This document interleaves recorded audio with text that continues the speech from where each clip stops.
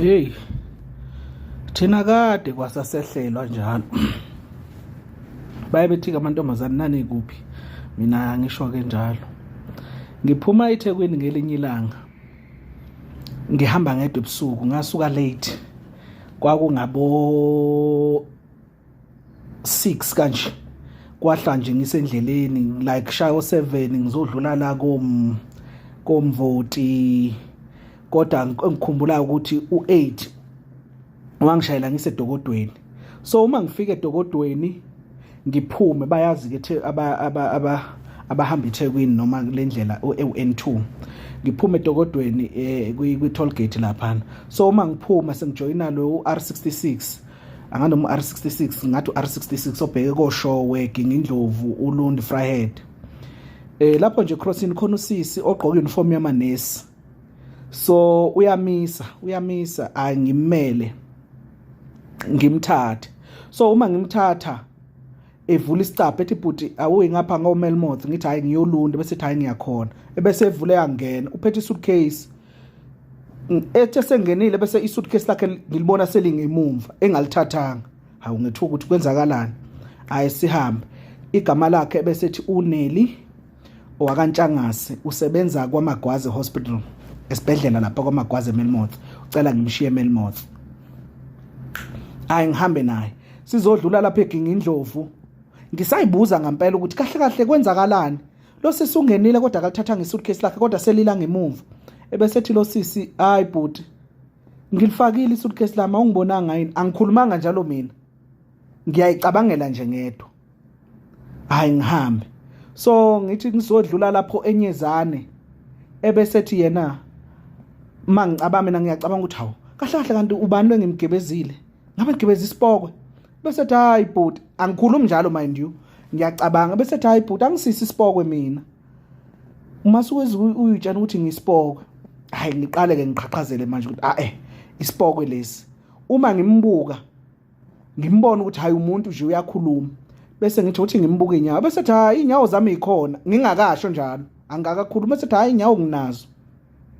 angisisi isipokwe hayi sihambe sengithuleke ngithenya lapha ngisakhuluma ngoba sengiyabona ukuthi isipoko sengithi ke mina hayi mangifika eShowe ngizothi angisedluli ngizomshiya khona eShowe ngisacabanga lokho bese ethi ungangishiye eShowe ngithe ngeMelmoth wena wathi bhuti uLundi ngicela ungishiye eMelmoth hayi ngibona ukuthi hayi ke namhlanje ngigibeze isipokwe ngempela esho kimi ngicabanga ke mina ukuthi ngigibeze hayi ngihambeke naye ngihambe lo sisi igama lakhe uthe uNeli wakantshangase uyongena so uselate ucela ngimphatheke ngihambe naye so yonke into engicabangayo ngingakayikhulumi yena uyayikhuluma so bengicabanga umshiya eShowe ethi ucela ngingamshiye eShowe but ungayenzi leyo nto ibhlungu usungithathile ekude kangaka usuzongishiya ungilahlela eShowe cela uhambe nami but ungishiye eMelmoth hayi ngihambe naye lo sisi ngihambe naye sizofika khona indawo ekuthiwa isendundulu sizonyuka lapho hayi mase silapho ebese ethi lo sisi ngisathule njalo ngicabanga ukuthi isipoko angisambuki nakumbuka sengibuka nje phambili la ngidriver khona kusebusuku ebese ethi ke kimi ingozi yenzeka lapha ke lapho umuntu owaluza khona impilo ngivele ngithule kakhulu kushwaqa ikhanda kushwaqa inwele ngivele ngivevezele ukuthi sekuyaconfirmeka ke manje ukuthi hayi impela isipokwe lesi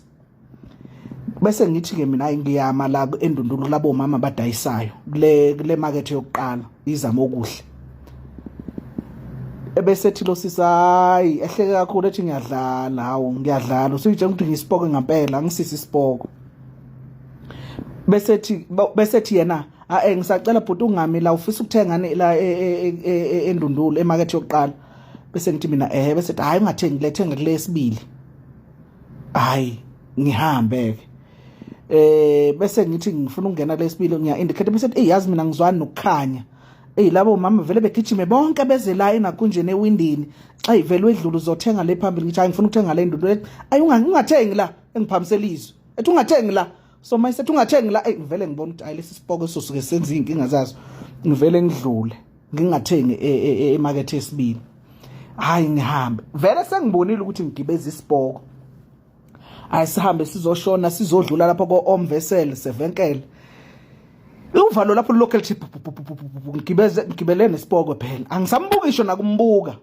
lapho uthuleke manje akasakhuluma engicabanga uyakusho hayi size sizodlula lapho angazi kuphi laphana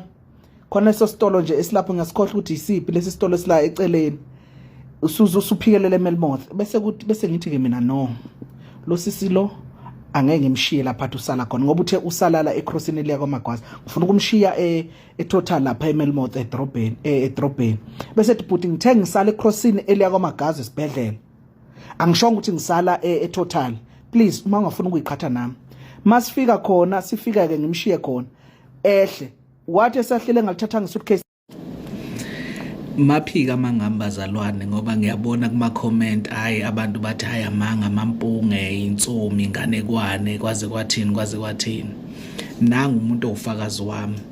uthi wayesebenza naye lo sisi khona lapha na kwaMagwaza uyisipoku nelintshangase wayehayikile emontweni yami so ke sengimshile ke emgwaqeni ongena kwaMagwaza lapho ngihamba naye umzimba uyathuthumela ispeed engangihamba ngaso kwaku 80 angijulukile ngimanzi ngithete ngathi khona ade ngithela ngamanzi uyabuza futhi uma ngibona ngijulukile ukuthi awu bhuti yini wajuluka kangaka uzongena umkhuhlane noma unomkhuhlane uright kodwa angimphenduli nje ngithulele nje ngiyadrive ngiyaphambili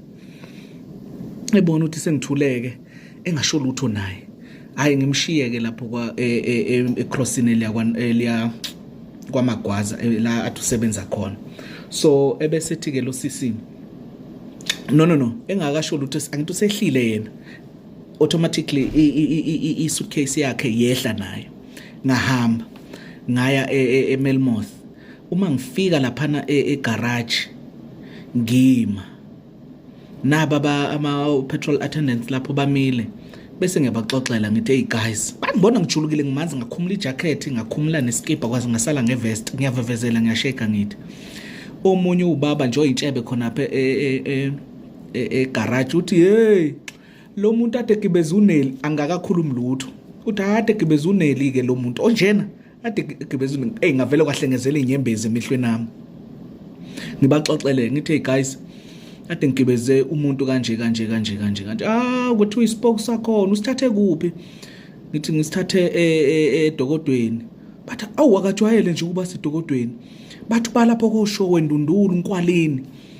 ngithi ngimthathe edokodweni ke mina wathi uyakwamagwaza bathi hayi indaba yakhe bathi na last week kade kukhona ubaba la obekhuluma the very same story osikhulumayo wayeqhaqhazela so ngangena estolo laphana Total ngathenga amanzi ngaphuza kwakungabobani kwakungabo 10-11 ngale kwakuyilezo ikhathi nje 10-11 ngoba kwangakashaya ngisho no12 hayi ngivele ke ngimthenge lawo manzi ngiwaphuze ngivele ngilale la enakhonjeni okunqale ngingakalali ke emontweni ngixoxe nabo ke laba bantu ukuze phela kuse ayi ngivele ngilale emontweni ngithi ngilele ngijumekile ngalaliso kwengane kwathi makusa nje kushaya o6 ekseni mind ungangizoya emsebenzini ngoba kwakade kulisonto Monday kumsombuluko